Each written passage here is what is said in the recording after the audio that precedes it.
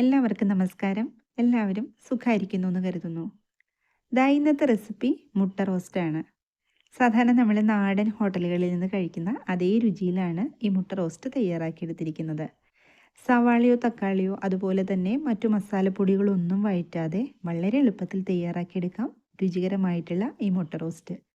ഇതുവരെയും ഇതുപോലൊരു റെസിപ്പി തയ്യാറാക്കി നോക്കാത്തവരൊക്കെ ഉണ്ടെങ്കിൽ തീർച്ചയായിട്ടും ഒന്ന് തയ്യാറാക്കി നോക്കണം കേട്ടോ. എല്ലാവർക്കും ഇഷ്ടപ്പെടും. കുട്ടികൾക്കും നല്ല ഇഷ്ടമാവും. ലഞ്ച് ബോക്സിലേക്കൊക്കെ അവർക്ക് കൊടുത്തുവിടാൻ പറ്റുന്ന ഒരു റെസിപ്പി തന്നെയാണ്. ഈ ഒരു മുട്ട റോസ്റ്റ് ചോറിൻ്റെ കൂടെയും അതുപോലെ തന്നെ ചപ്പാത്തി, ഇടിയപ്പം, പൂരി എന്തിൻ്റെ കൂടെ വേണമെങ്കിലും നമുക്ക് കഴിക്കാൻ പറ്റുന്ന ഒന്ന് തന്നെയാണ്. അപ്പോൾ ഈ ഒരു റെസിപ്പി എങ്ങനെയാണ് തയ്യാറാക്കി എടുത്തിരിക്കുന്നതെന്ന് വീഡിയോ എല്ലാവരും ഒന്ന് കണ്ടു നോക്കൂ. അപ്പോൾ തയ്യാറാക്കി എടുക്കാൻ വേണ്ടിയിട്ട് ആദ്യം ഞാൻ ഒരു പാത്രം എടുത്ത് വെച്ചിട്ടുണ്ട്. അതിലേക്ക് 2 സവാള നീളത്തിൽ കനം കുറഞ്ഞ് അരിഞ്ഞെടുത്തത് ചേർത്ത് കൊടുക്കുക. ഇനി ഇതിനകത്തേക്ക് വേണ്ടത് തക്കാളിയാണ്. തക്കാളി ഞാൻ 2 എടുത്തിട്ടുണ്ട്. അത്യാവശ്യം നല്ല വലിപ്പമുള്ള തക്കാളിയാണ്. പുളി അല്പം കുറവായതുകൊണ്ട് 2 എടുത്തിട്ടുണ്ട്. അപ്പോൾ പുളിയൊക്കെ നോക്കിയിട്ട് നിങ്ങൾ തക്കാളിയുടെ അളവെടുക്കുക. ഇത് നമ്മൾക്ക് ഇതിനകത്തേക്ക് ഒന്ന് അരിഞ്ഞിട്ട് കൊടുക്കുക. തക്കാളി വഴറ്റിയെടുക്കുന്ന കറികൾ തയ്യാറാക്കി എടുക്കുമ്പം നമ്മൾ ഇതുപോലെ തക്കാളി അരിഞ്ഞെടുക്കുക വെച്ചാൽ എളുപ്പം തന്നെ വഴണ്ട് കിട്ടും. അപ്പോൾ ഇതൊരു ടിപ്പാണ്. അറിയാൻ പാടില്ലാത്തവർ ഒന്ന് പരീക്ഷിച്ച് നോക്കിക്കോളൂ. നമ്മുടെ വീഡിയോ കണ്ടുകൊണ്ടിരിക്കുമ്പം സബ്സ്ക്രൈബ് ചെയ്യാതെ കാണുന്നവരുണ്ടെങ്കിൽ ഒന്ന് സബ്സ്ക്രൈബ് ചെയ്ത് സപ്പോർട്ട് തരണേ. നമ്മളിതിനു മുൻപും മുട്ടക്കറിയുടെ റെസിപ്പീസൊക്കെ നമ്മുടെ ചാനലിൽ അപ്ലോഡ് ചെയ്തിട്ടുണ്ട്. കുക്കറിൽ എളുപ്പം തയ്യാറാക്കി എടുക്കാവുന്ന മുട്ടക്കറിയൊക്കെ. അപ്പോൾ കാണാത്തവരൊക്കെ ഉണ്ടെങ്കിൽ ഒന്ന് കണ്ടു നോക്കൂ. ഞാൻ ഡിസ്ക്രിപ്ഷൻ ബോക്സിൽ വീഡിയോസിൻ്റെ എല്ലാം ലിങ്ക് കൊടുത്തേക്കാം കേട്ടോ. അപ്പോൾ തക്കാളിയൊക്കെ ഞാൻ ഈ ഒരു രീതിയിൽ അരിഞ്ഞെടുത്തിട്ടുണ്ട്. ഇനി നമ്മൾക്ക് ഇതിനകത്തേക്ക് ചേർത്ത് കൊടുക്കേണ്ടത് പച്ചമുളകാണ്. ഞാൻ 2 പച്ചമുളക് എടുത്തിട്ടുണ്ട്. അരിഞ്ഞിട്ടൊന്നുമില്ല, അങ്ങനെ തന്നെ ചേർത്ത് കൊടുത്തിരിക്കുകയാണ്. ഇനി വേണ്ടത് ഇഞ്ചി വെളുത്തുള്ളി ഞാൻ ചതച്ചെടുത്തിരിക്കുകയാണ്. അതും കൂടി ചേർത്ത് കൊടുക്കുക. ഇനി വേണ്ടത് കറിവേപ്പില ഞാനൊരു 3 തണ്ട് കറിവേപ്പില എടുത്തിട്ടുണ്ട്. അതും ചേർത്ത് കൊടുത്തിട്ടുണ്ട്. ഇനി നമ്മൾക്ക് ഇതിനകത്തേക്ക് പൊടികൾ ചേർത്ത് കൊടുക്കാം. 1/4 ടീസ്പൂൺ മഞ്ഞൾപ്പൊടി ചേർത്ത് കൊടുത്തിട്ടുണ്ട്. 1/4 ടീസ്പൂൺ മുതൽ 1/2 ടീസ്പൂൺ വരെയാവാം. 1 ടീസ്പൂൺ മസാലപ്പൊടി, ഗരം മസാലയാണ് ചേർത്ത് കൊടുത്തിരിക്കുന്നത്. അപ്പോൾ നിങ്ങളുടെ കയ്യിൽ ഏത് മസാലപ്പൊടിയാണുള്ളത് അത് ചേർത്ത് കൊടുത്തോളൂ. ഇനി ചേർത്ത് കൊടുക്കേണ്ടത് 1 ടേബിൾ സ്പൂൺ മല്ലിപ്പൊടിയാണ്. ടീസ്പൂൺ അല്ല കേട്ടോ, ടേബിൾ സ്പൂണാണ് ചേർത്ത് കൊടുത്തിരിക്കുന്നത്. അതുപോലെ തന്നെ മുളക് പൊടി ഇപ്പം ഞാൻ ചേർത്ത് കൊടുത്തിരിക്കുന്നത് 1 ടേബിൾ സ്പൂണാണ്. അപ്പോൾ നിങ്ങൾ മുളക് പൊടിയുടെ എരിവനുസരിച്ച് ചേർത്ത് കൊടുക്കുക. പിന്നെ ഉപ്പും കൂടി ചേർത്ത് കൊടുക്കുക.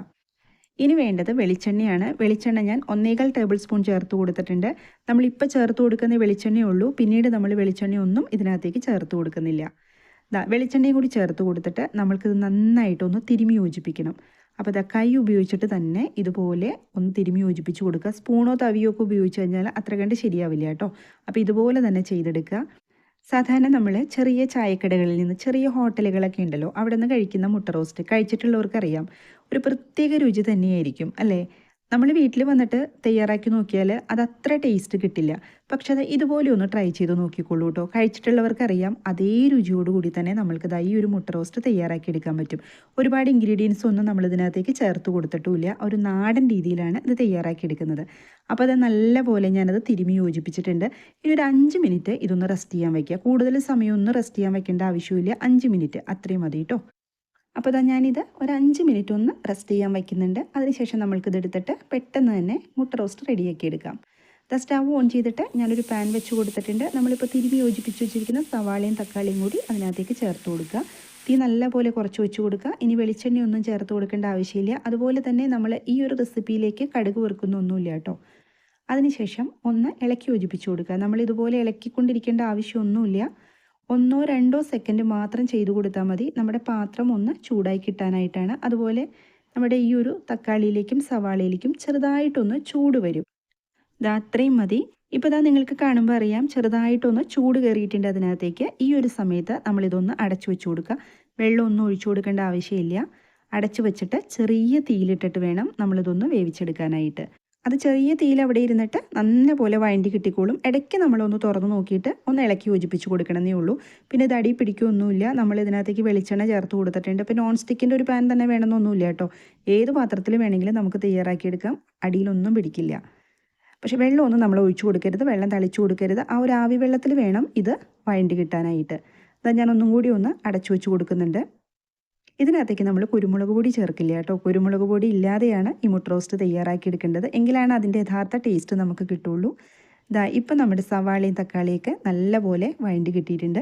ഈ ഒരു സമയത്ത് ഇതിനകത്തേക്ക് നമ്മുടെ സവാളയും തക്കാളിയും നമ്മൾ നല്ലപോലെ തിരുമ്മി യോജിപ്പിച്ച് 5 മിനിറ്റ് വെച്ചപ്പം അല്പം വെള്ളമായി ഇറങ്ങിയിട്ടുണ്ട്. ആ തക്കാളിയിൽ നിന്നും സവാളയിൽ നിന്നും ഒക്കെ അതാണ് ഞാൻ ചേർത്ത് കൊടുത്തത്. അപ്പോൾ നിങ്ങൾക്ക് അങ്ങനെ കിട്ടിയിട്ടുണ്ടെങ്കിൽ അത് ചേർത്ത് കൊടുക്കുക. ഇല്ല വെച്ചാൽ ചെറിയ ചൂടുവെള്ളം ചേർത്ത് കൊടുത്തോളൂ. അല്ലെങ്കിൽ നാളികേരത്തിൻ്റെ പാല് ചേർത്ത് കൊടുത്താലും നല്ല ടേസ്റ്റ് തന്നെയാണ് കേട്ടോ. പക്ഷേ ഇന്ന് നമ്മൾ നാളികേരപ്പാലൊന്നും ചേർത്ത് കൊടുക്കുന്നില്ല. എന്നിട്ട് ഒന്നും കൂടി നല്ലപോലെ വഴറ്റി യോജിപ്പിച്ച് കൊടുക്കുക. സാധാരണ ഈ നാടൻ ചായക്കടകളിലൊക്കെ തയ്യാറാക്കുന്ന മുട്ട റോസ്റ്റിനകത്തേക്ക് അവർ നാളികേരപ്പാലൊന്നും ചേർക്കാതെയാണ് തയ്യാറാക്കിയെടുക്കുന്നത്. അപ്പോൾ ചെറിയ തീയിലിട്ടിട്ട് ഞാൻ ഒന്നും കൂടി ഒന്ന് ഫ്രൈ ആക്കി എടുക്കുന്നുണ്ട്. ഇനി നമ്മൾക്കിതിനകത്തേക്ക് മുട്ട ചേർത്ത് കൊടുക്കാം. ഞാനിവിടെ കോഴിമുട്ടയാണ് എടുത്തിരിക്കുന്നത്. ഏത് മുട്ട വേണമെങ്കിലും എടുക്കാം കേട്ടോ. താറാവ് മുട്ട അല്ലെങ്കിൽ കാടമുട്ടയിലൊക്കെ നമ്മൾക്കിത് തയ്യാറാക്കിയെടുക്കാം. അപ്പോൾ നിങ്ങൾ എടുക്കുന്ന മുട്ടയുടെ അളവനുസരിച്ച് ചേർത്ത് കൊടുക്കുന്ന ചേരുവകളുടെ അളവ് കൂട്ടിയും കുറച്ചും എടുക്കുക. നമ്മളിപ്പോൾ 3 മുട്ടയിലാണ് അത് തയ്യാറാക്കിയെടുത്തിരിക്കുന്നത്. വളരെ എളുപ്പത്തിൽ തയ്യാറാക്കിയെടുക്കാം.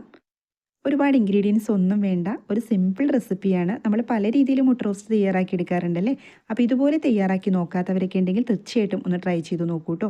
തീ സമയത്ത് നല്ലപോലെ കുറച്ച് വെച്ചിട്ട് ഇത് ഒന്ന് ഇളക്കി യോജിപ്പിച്ചിട്ട് ഒന്ന് തട്ടിപ്പൊത്തി വെച്ച് കൊടുക്കുക. അതായത് ആ മസാലയൊക്കെ നമ്മുടെ ആ ഒരു കോഴിമുട്ടയുടെ ഉള്ളിലേക്ക് നല്ലപോലെ ഒന്ന് പിടിക്കാൻ വേണ്ടിയിട്ടാണ്.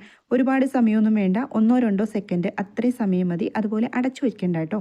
അടച്ചു വെച്ച് കഴിഞ്ഞാൽ ഇനി ഇതിനകത്തേക്ക് ആവിവെള്ളം വീഴും. അപ്പോൾ അതിനൊരു പച്ചവെള്ളം ചോദിക്കും. അതുകൊണ്ട് അങ്ങനെ ചെയ്ത് കൊടുക്കരുത്. ഈ ഒരു സമയത്ത് ഞാൻ സ്റ്റവ് ഓഫ് ചെയ്ത് കൊടുത്തിട്ടുണ്ട്. ഈ ഒരു മുട്ട റോസ്റ്റ് ഒരു 10 മിനിറ്റ് ഇരുന്ന് കഴിയുമ്പോഴാണ് അതിൻ്റെ യഥാർത്ഥ ടേസ്റ്റ് കിട്ടുക. ആ മുട്ടയിലേക്ക് നന്നായിട്ട് നമ്മുടെ ഗ്രേവിയൊക്കെ പിടിക്കും.